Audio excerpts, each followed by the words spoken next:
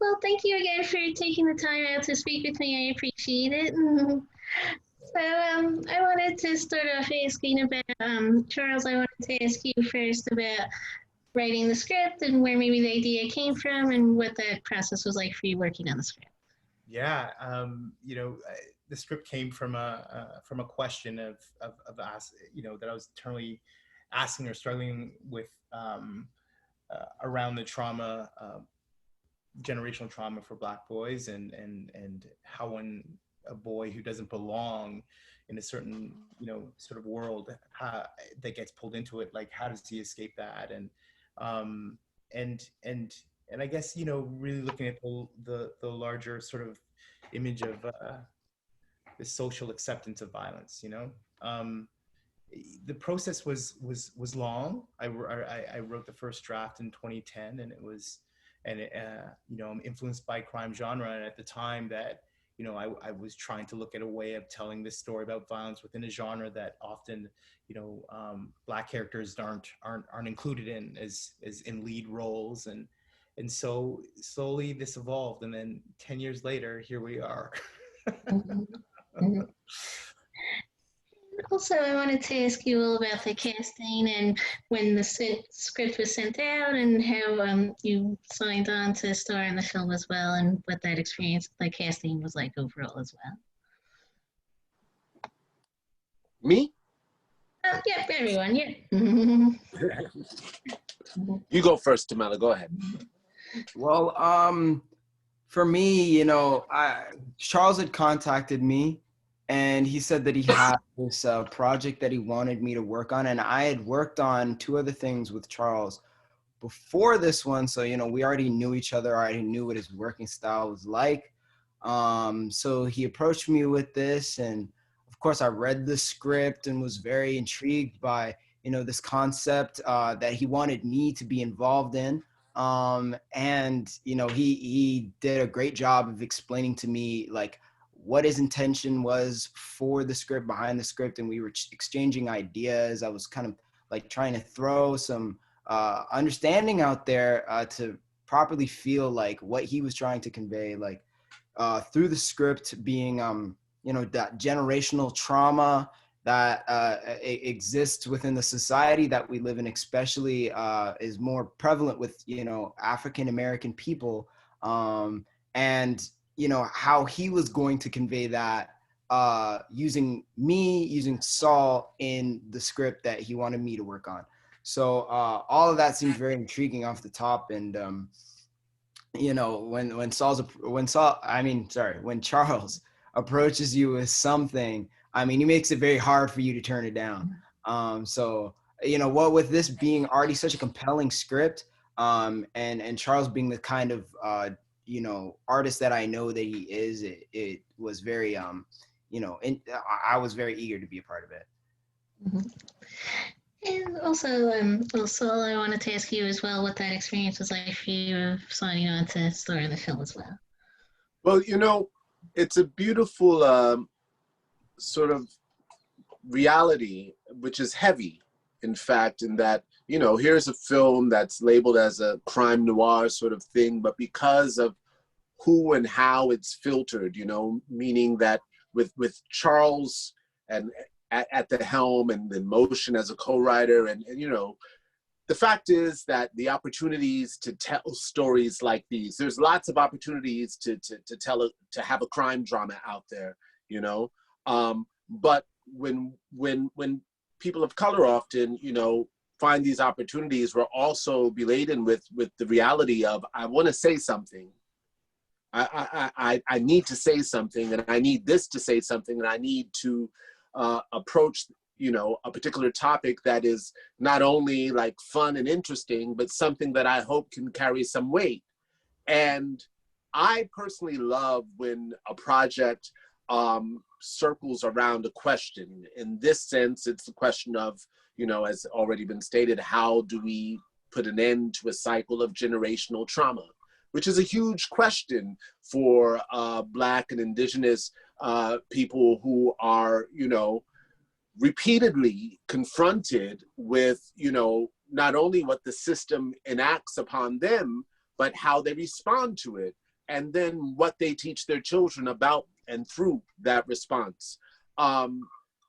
So, you know, it's crazy to think about that, and then to think about the idea of genre, you know, as one and the same and two separate things, you know?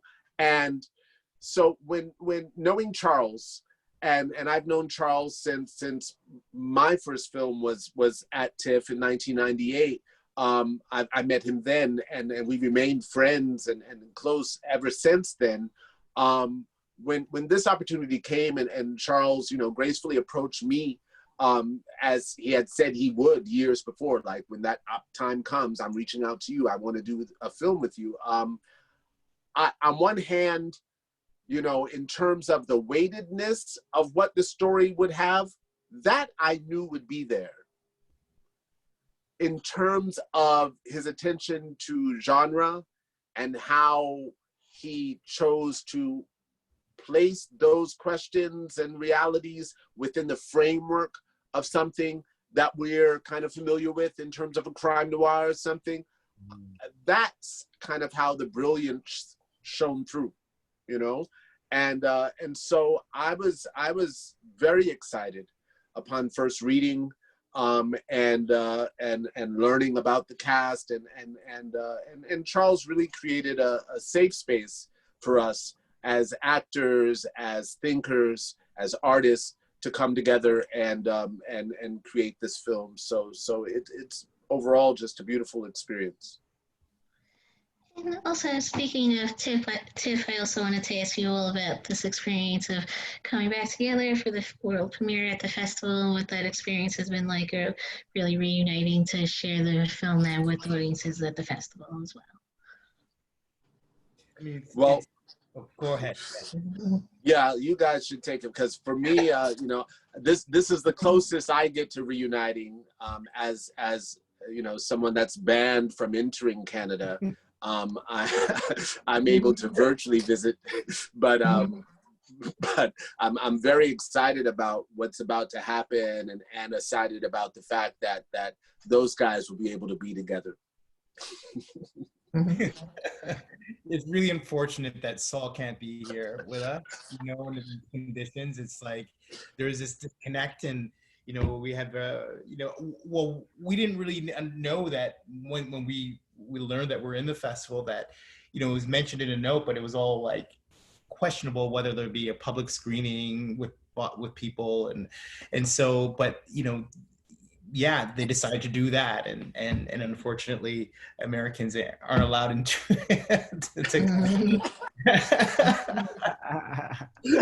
only if you're going to come and stay, you're not allowed to come and visit. But you know, a few of us will get together tomorrow evening, and I'll be holding a photograph of Saul. Yeah. I'll be holding the other side with Charles. And lastly, wrapping up, I just also wanted to ask you, Saul, about the music element of the film, and what that experience has been like of really creating the score and the soundtrack for the film as well.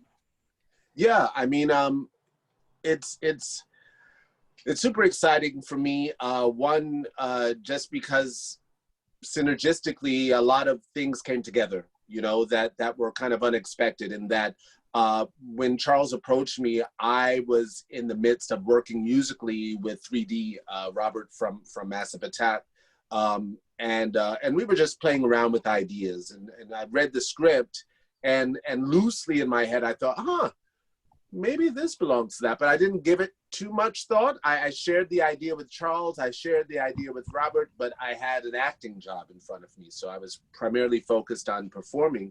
And then, you know, once that was done, it was time to reapproach that idea. And then I had, you know, because of the position of you know, Charles saying, no, I want you to be involved with scoring this thing, of being the one who's actually like ignoring my performance so that I can try placing, you know, sound to picture. It worked magically. It started working magically. And I immediately understood what the musical element could bring in terms of depth, in terms of that noir aspect, you know, as well. There's something edgy and just profound in sense of what music can bring to any film, as we all know. So it was a wonderful gift to be given the opportunity to play with that for this film, you know, and I guess a rare opportunity for an actor. It was a gift. I have to say that was a gift. You know, I would say that, you know, when I was at art school, I would you know, I'd write to, you know, work to Saul's music all the time, his words and are so visual, and his musicality and bringing that in the film. I definitely, like, you know, want to make a Saul Williams vanity project. I won't lie. But it was a gift that, you know, he was already collaborating with this amazing artist that I, again, when I was in art school, I was like working to, and just like, you know, stimulating so much culturally, musically, artistically, and it was a gift. You can't like plan something like that. You know what I'm saying? Like you can put out an idea, but what actually resulted in the end wasn't orchestrated in this sort of planned way. So there's something very organic about that process, and I'm grateful for that too. Okay, great. Thank you all again for taking the time, and I appreciate it. Thank you. Thank you. Appreciate it, Karen. Thanks again.